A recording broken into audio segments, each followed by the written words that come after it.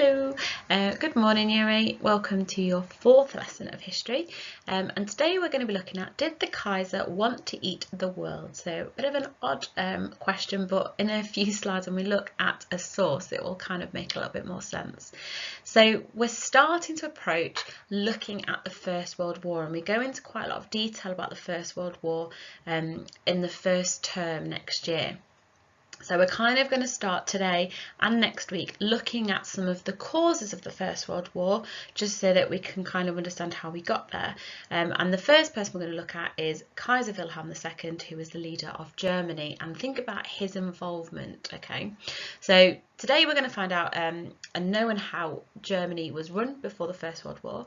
We are going to explain why the Kaiser was seen as a long-term cause of the First World War, and kind of judge and answer this question: to what extent did the Kaiser want to eat the world? So we're looking at how far was he to blame, and I say eat the world because I'm referring to his foreign policy about world domination, taking over the world, and hopefully as we go on that will kind of make a bit more sense. So first of all, I want you to give me 5. I want you to draw around your hand in your book, or on your paper that you've got in front of you, and on each finger and each bit here I want you to write down 5 things about what life was like in Edwardian Britain. And we've looked at that last week when we looked at Titanic, and the week before when we looked at things like some of the liberal reforms and how there was lots of poverty, so poverty could be one of them. And then in your palm, so in the middle, I want you to write down a sentence about whether you think it was fractured or not. So was there lots of problems in society, or was it relatively okay, quite stable, and one reason why. Okay, so pause here and have a go at giving me 5. Excellent.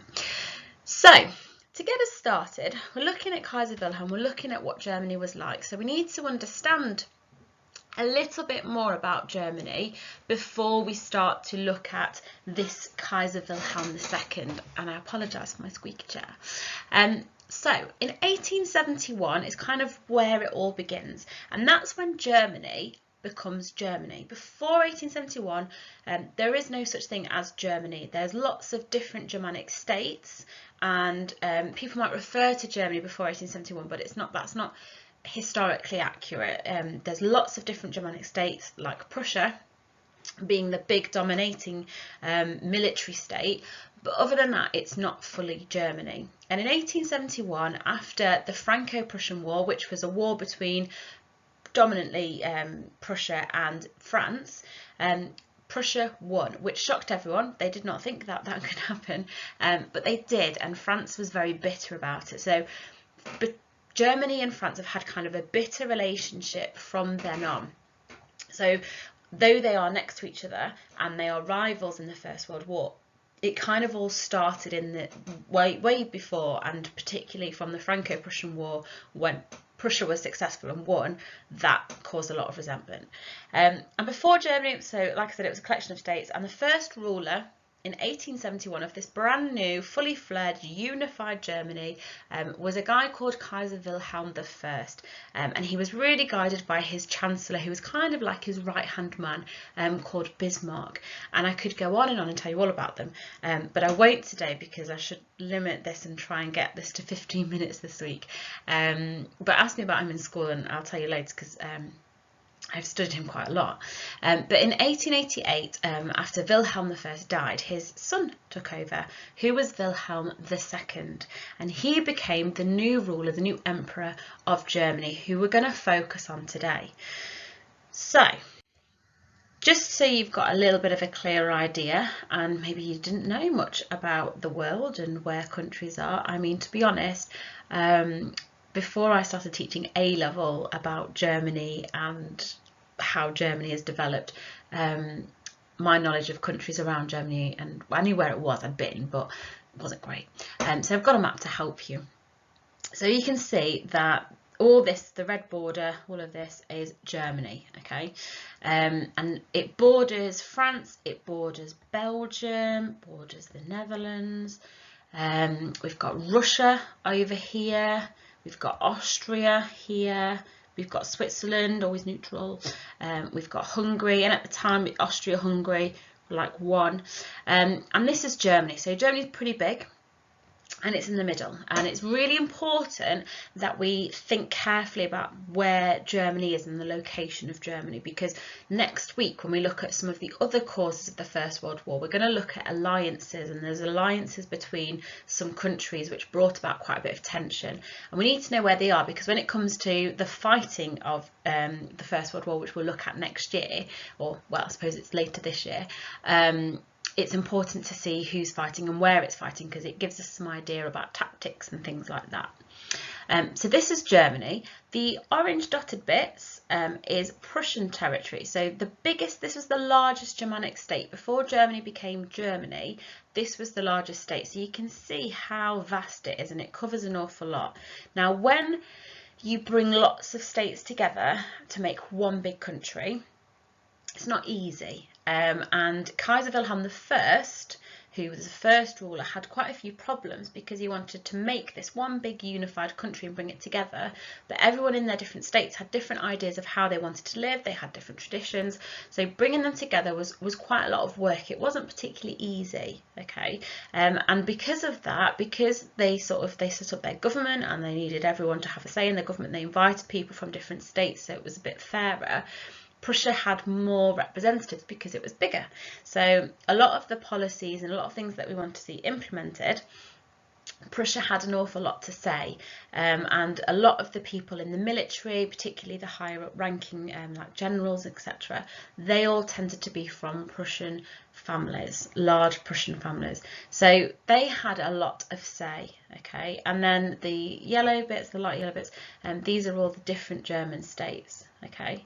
And the next kind of biggest is Bavaria, but Prussia's that largest state, and that's where we need to remember that a lot of the ideas are coming from there. Okay, so this is what Germany became like. So to help us understand if he caused this war, we need to know a little bit more about Kaiser Wilhelm. So who was he? What was he like? So this is a source that I've put up, and this is Kaiser Wilhelm. Looking great, as you can see. So what I'd like you to think about is maybe pause this video in a second and have a go at answering these questions. And I know you've not got the source in front of you. You could do maybe a little rough sketch of, you know, a man eating the world. This is my rough sketch. There's a lot harder on here. And that's the world. So you could kind of draw it maybe and then label the questions around it. I don't mind. But have a think of these questions. So why do you think the source was created? What does this source suggest about the Kaiser? And describe and pick out key points and write them around your own source. Okay, so have a go, and then I'll speak through them in a second. So hopefully you've paused and had a go yourself first, which would be great. So if we look at the source, we can see the Kaiser, you can see his eyes, he kind of looks almost a little bit crazed, like he's kind of like quite angry. His moustache, which I think is rivaling, you know, if you've seen Mr. Taylor's on some of the videos that have been going around on YouTube for John Fernley, it's rivaling his for definite, and it, you know, it's kind of going up, it's almost like kind of like scary and menacing, and he's taking a really big bite of the world, and this is kind of suggesting that maybe he's quite mad, he's trying to eat the world. Why would he try to eat the world? Because he's trying to dominate it, okay. Why do you think it was created? Is it showing him in a positive light, or is it quite negative? Now, I would say that this is kind of showing that he's got a lot of power, he's a lot bigger than the world, the fact that he can fit the world in his hands, so he's quite dominating, and he's quite maybe determined as well, but also possibly he's not showing him in the best light, because it's kind of saying that he wants to take it over, and he, you know, is being quite angry about doing so, and doesn't seem to want to have anything to stop him. Now, it's important to note, and we'll look at this in a second, but the Kaiser did want to take over the world. He wanted a huge empire. Britain had a big empire. Britain has been an established country for hundreds of years by this point. I mean, we've been looking at Britain, looking at Britain unified from essentially the end of the Tudor times is when it became Britain, because it joined with Scotland, but England itself has been very unified since 1066, and it was after the Tudors that we start to see this development of the British Empire as we've got explorers going across the world, and also to rival Spain, because if you remember when we did the Spanish Armada, Spain had quite a big empire going towards like Mexico, and they wanted that.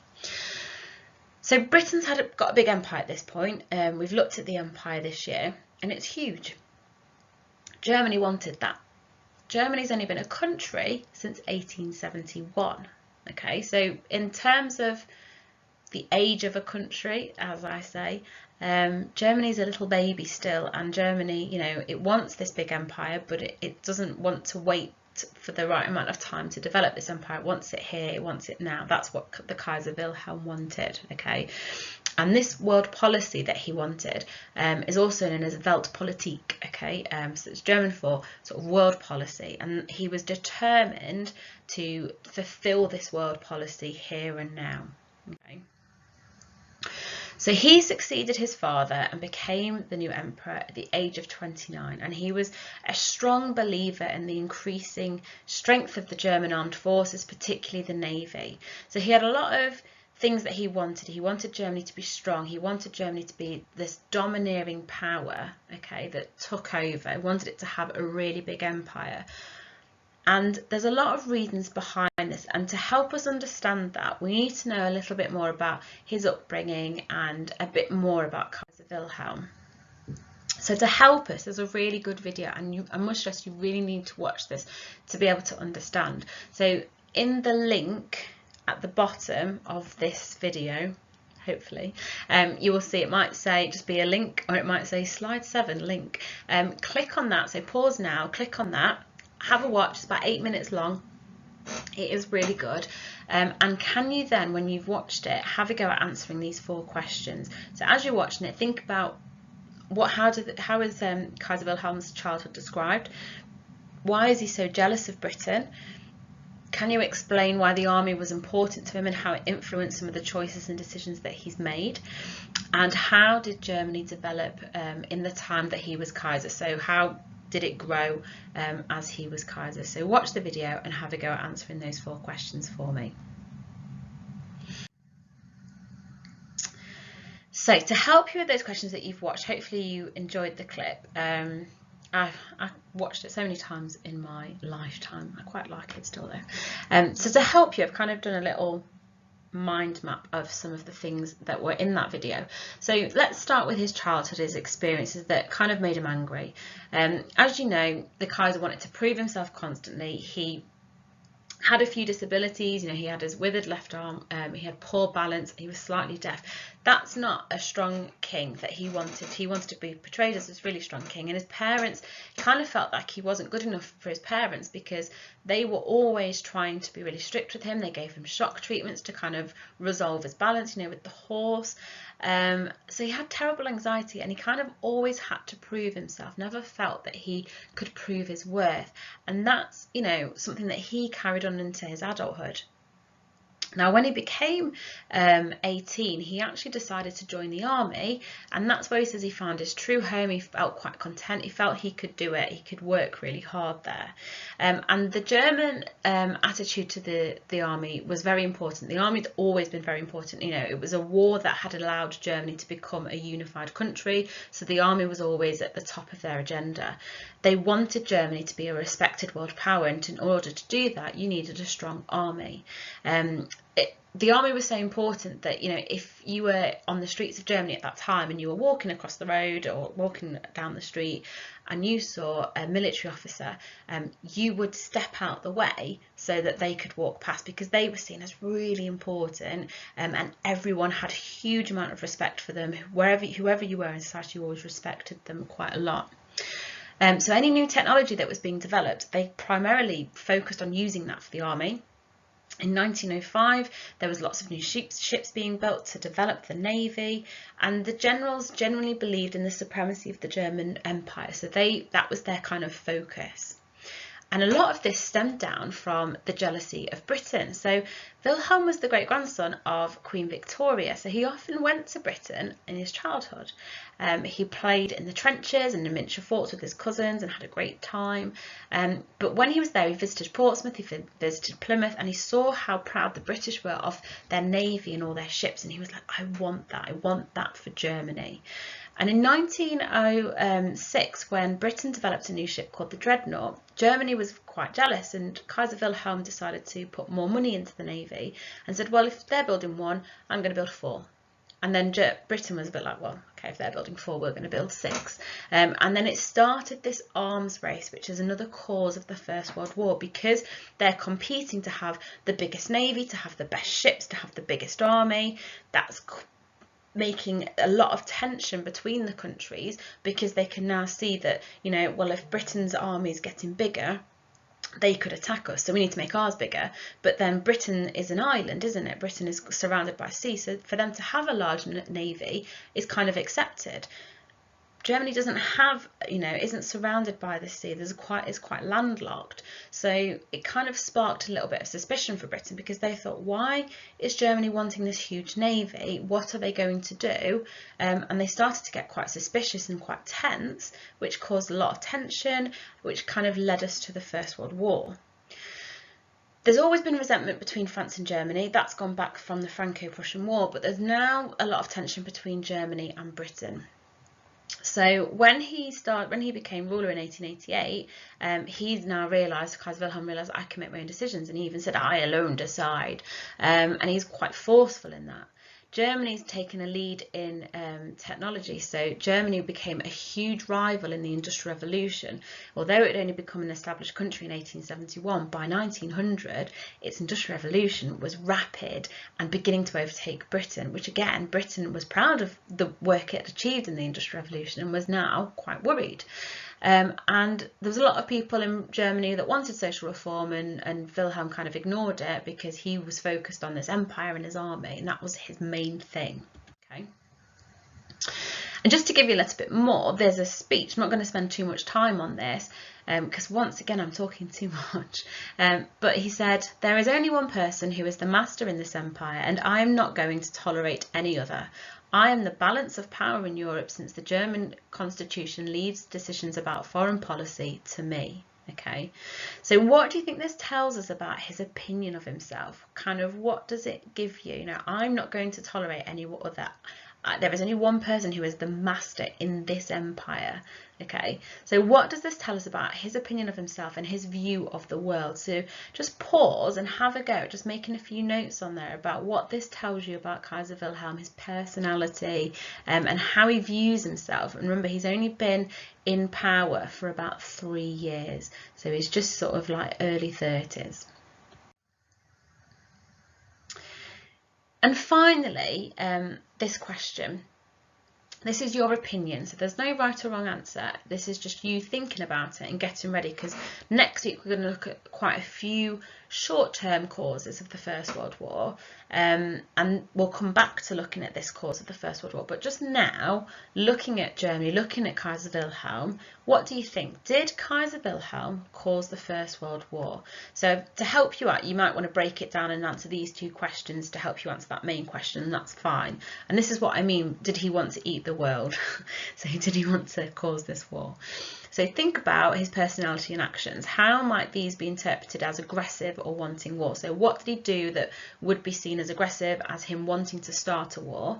And were there any things that wasn't just down to Kaiser Wilhelm but others? So is there some actions where actually there are other countries that could take responsibility for why there was tension and why there was a war? So have a go answering that question. Again, if it's easier, break it down into those 2 mini questions and answer those 2 mini questions. And if you want to send them to me to have a look at, I'm more than happy to read through them. Okay, so pause and have a go at this. And then finally, final apologies, is can we have a go at these 5 fact questions? Okay, so who was Kaiser Wilhelm's grandmother? Germany was a new country. When did it officially become Germany? So what year? The strongest state in Germany was also very militaristic, and which state was that? When did Kaiser Wilhelm II become the leader of Germany, and what was Wilhelm's Weltpolitik? What do I mean by that? Weltpolitik, which I said earlier. So have a go, pause and have a go at those questions. Did you get them right? So Queen Victoria was his grandmother. 1871 is when Germany became a country. Prussia is the very large militaristic state. 1888 is when Kaiser Wilhelm became the leader of Germany, and his Weltpolitik was his world policy, his foreign policy. So hopefully you got 5 out of 5. Good job if you did. Just to let you know, you might have seen by now, I think it's this week that it's coming out, that there is a sort of mini summary test to test you on what your knowledge over the last few weeks. It doesn't include next week's lesson, so it's just these first 4 lessons. There's 10 questions I've done for you on history, so have a go at answering all of those 10 questions and see how you do. So keep revising these facts from your fact books to help you, and if there's any questions, let me know. And I'm sorry I've gone over 20 minutes, and I promised myself this the week I wouldn't. Let's try for next week. But any questions, let me know. Thank you very much, and I'll speak to you next week. Take care, Year 8. Bye bye.